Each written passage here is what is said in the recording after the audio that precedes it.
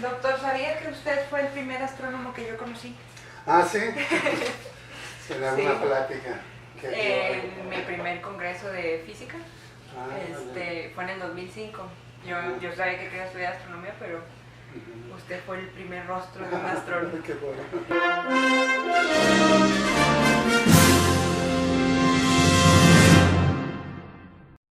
El primer astrónomo que les voy a presentar es también el primer astrónomo que yo conocí.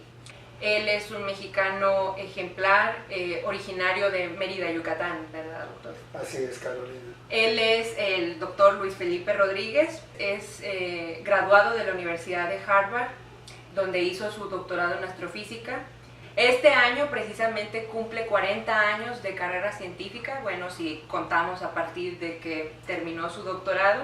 A sus 31 años, recién graduado, regresó a México para convertirse en director del Instituto de Astronomía de la Universidad Nacional Autónoma de México. Trajo a nuestro país una línea de investigación que apenas comenzaba en el mundo y por eso es considerado pionero de la radioastronomía en México. También fundó el actual Instituto de Radioastronomía y Astrofísica de la UNAM Campus Morelia, donde actualmente estudiamos físicos y astrofísicos de todo México y del mundo. Ha sido muy bien adoptado aquí en Michoacán, de hecho hay una secundaria que lleva su nombre. Es investigador emérito de la UNAM y también es miembro del Sistema Nacional de Investigadores del CONACYT. Ha recibido infinidad de premios y distinciones tanto nacionales como internacionales por su carrera, su trayectoria académica. Justo este 29 de mayo de 2018 es su cumpleaños número 70, ¿verdad, doctor? Así es, sí. ¿Sí?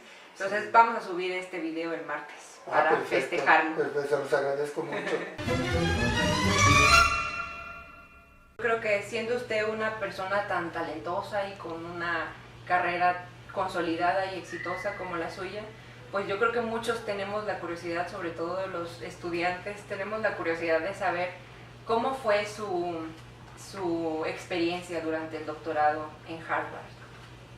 Bueno, pues muchas gracias por tus conceptos tan favorables a mí. El doctorado en Harvard fue una experiencia maravillosa. En aquella época en México no había programas de doctorado en astronomía y teníamos que ir al extranjero a conseguir nuestro doctorado. Representó un brinco muy fuerte en la intensidad del trabajo. Venía yo de la licenciatura en física en la Facultad de Ciencias, que era una licenciatura muy buena, pero la cantidad de material que tuve que asimilar durante el doctorado fue muy grande, tuve que trabajar muy fuerte, luego tuve que trabajar en mi tesis, pero claro, todo esto es algo que lo va formando a uno, lo va templando a uno, y eso ya le dura a uno toda la vida. La capacidad de concentrarse en un tema, de echarle todas las ganas, y el vivir en un lugar como Cambridge, Massachusetts, que están ahí, pues no solo la Universidad de Harvard, está el famoso Instituto Tecnológico de Massachusetts. Es un lugar maravilloso, todos los días hay pláticas de distintos temas, se cruza uno a diario con premios Nobel. Es un lugar maravilloso y yo creo que esos 4 años y medio que estuve ahí fue una experiencia inolvidable y muy positiva. ¿Hubo momentos difíciles durante el doctorado o usted siempre fue como se le facilita la física, la astrofísica y no batalló tanto, digamos? No, sí tuve que esforzarme mucho, entre otras cosas porque me pidieron que llevara yo, además de los cursos de astronomía, del doctorado de astronomía, llevara yo cursos de física. Y entonces los cursos se dan a un nivel muy alto ahí. Los tomé naturalmente en la carrera de física y eso me costó muchísimo trabajo, mucho más trabajo que los cursos de astronomía. Pero igual pues ahí estudié, trabajaba yo de día y de noche, y también cuando empieza uno a investigar es natural equivocarse. Yo me acuerdo de una vez que tenía yo que calcular una frecuencia para observar con un radiotelescopio y hice el cálculo mal y no me di cuenta y sintonizamos el radiotelescopio y estuvimos ahí 3 o 4 días observando y no detectábamos nada. Claro, la razón es que la frecuencia estaba mal calculada, ya luego lo hice bien, pero son experiencias que si bien en ese momento uno las sufre, a la larga aprende uno mucho, ¿no? Experiencia. La experiencia, sí. Pues sí, aprende uno echando a perder también, sí. ¿Y usted cuál considera que ha sido su mayor aporte a la comunidad científica o ha hecho algún descubrimiento en esta rama de la radioastronomía? Sí, cómo no, una cosa muy interesante que publicamos en 1980, ya hace casi 40 años, fue que al estudiar regiones de formación estelar, donde en esa época se creía que los movimientos del gas iban a ser movimientos de la nube, que como llamamos, ¿verdad?, hacia la estrella, o sea, movimientos de caída, encontramos que había movimientos de expulsión de gas muy violentos, y eso tardamos muchos años en entenderlo.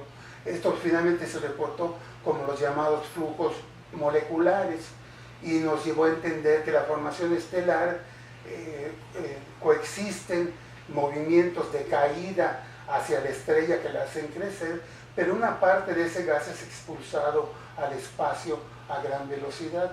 Este fue un descubrimiento que hicimos dos grupos de manera simultánea y que lo publicamos el mismo año, y que luego pues dio lugar a una verdadera industria. Se publicaron miles de artículos al respecto de estos llamados flujos bipolares, y al final ahora yo creo que ya entendemos bien qué es lo que los provoca y qué consecuencias tienen. Wow.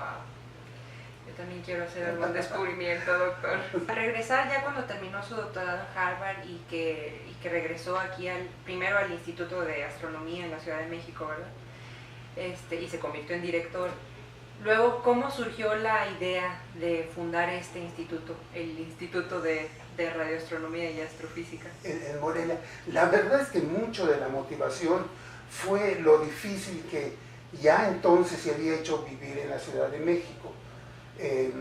Un tráfico tremendo, mucho ruido. Entonces, pues un grupo de personas estábamos muy inquietos, y la verdad es que mucho de la motivación era el buscar un lugar más apacible en la provincia mexicana, donde pudiéramos tener un instituto.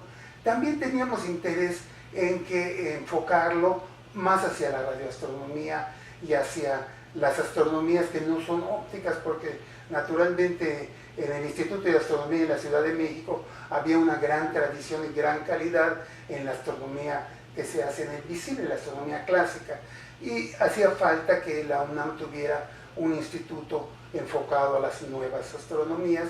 Y entonces afortunadamente un grupo de personas se entusiasmó. Encontramos que ya en Morelia había grupos de matemáticos, grupos de ecólogos, y llegó un primer grupo de astrónomos, y pues poco a poco fuimos avanzando. Primero vivimos en casas que alquilamos y que arreglábamos, y luego la UNAM consiguió del gobierno del estado este hermoso terreno donde está el campus, se consiguieron recursos, y así poco a poco fue avanzando hasta que ya en este momento el campus Morelia pues es un campus muy importante, con 2 institutos, 2 centros, varias unidades, y más recientemente la Escuela Nacional de Estudios Superiores, y ya es una institución muy importante y de mucha relevancia para el país, y en particular para el estado de Michoacán. Sí. Por último, ¿tiene algún consejo para los estudiantes, no solamente de doctorado o de licenciatura, cualquiera que esté apenas iniciando una carrera en las ciencias? ¿Qué consejo nos daría, sobre todo ahora que cada vez se gradúan más doctores, pero el número de plazas que se ofertan en el mundo no parece ir aumentando al mismo ritmo? Bueno, una primera cosa es que uno debe de hacer algo que le apasione, y si uno pone el esfuerzo correcto y la dedicación, las cosas se resuelven solas normalmente, ¿no? Sin embargo, una cosa que nos falla mucho en México es que la industria, el mundo real, todavía no absorbe académicos. En otros lugares lo que ocurre es que de cada 20 doctorados, 2 o 3 van a la academia, que es la única opción que tenemos en México, trabajar en una universidad, en un instituto, y los otros 18 van a la industria, van a hacer de descubrimientos en la industria farmacéutica, en la industria electrónica. Eso nos falta en México, no se ha logrado eso. Y yo creo que en el momento que eso se logre, pues va a haber muchísimas plazas. Pero por el momento, si realmente estamos limitados al mundo académico, pues sí, el mundo académico, digamos, un poco, quizá se ha saturado, ¿no? En el sentido de que, bueno, hay instituciones que tienen 100, 150 investigadores y ya les es difícil crecer. Por ejemplo, el Instituto de Física en la Ciudad de México, o el mismo Instituto de Astronomía, que debe de tener 60 o 70 investigadores.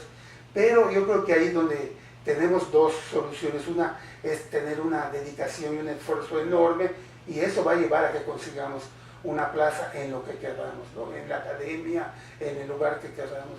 Y la otra es lograr que la industria, el mundo real, las empresas empiecen a contratar académicos, lo cual está empezando a ocurrir porque una persona con preparación en investigación puede resolver problemas en otras áreas si se le dan las condiciones necesarias.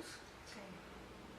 Ojalá que la industria nos comience a apreciar. Sí, sí. Muchísimas gracias, de verdad, y muchísimas gracias por todo, porque usted, a pesar de ser una de las personas que está muy ocupado, pero siempre, al menos yo siempre que he venido a buscarlo a su oficina para preguntarle algo, siempre ha sido muy accesible, siempre tiene tiempo, entonces se le agradece muchísimo. No, pues así es nuestro trabajo como maestros, recibirlos a ustedes y pues tratar de entenderlas y resolver los problemas que tengan. Muchas gracias. Gracias, doctor. Sigan a Carolina en su página de Facebook, La Mujer Cohete, y suscríbanse a su canal en YouTube.